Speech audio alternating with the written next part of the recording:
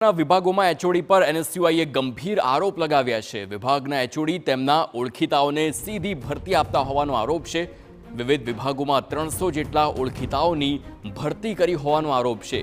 Job ટ્રેનીની ભરતીમાં ગોલમાલને લઈ રજિસ્ટ્રારનો ઘેરાવ કર્યો તો નવા કોઈના ફોર્મ ન સ્વીકારતા હોવાનો પણ એનએસયુઆઈનો આરોપ છે। તો કલ્પેન બોરા, રાજુ ડામોર અને ભાજપના સભ્યો પર આરોપ લગાવવામાં આવ્યો છે।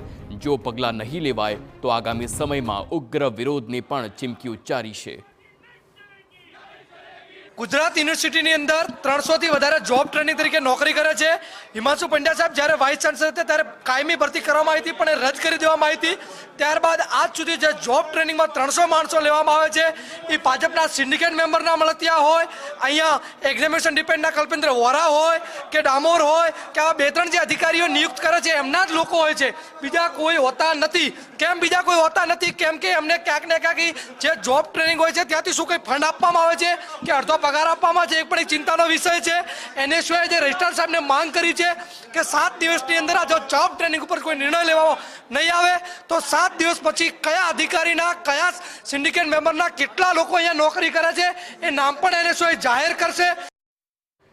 મોરબીમાં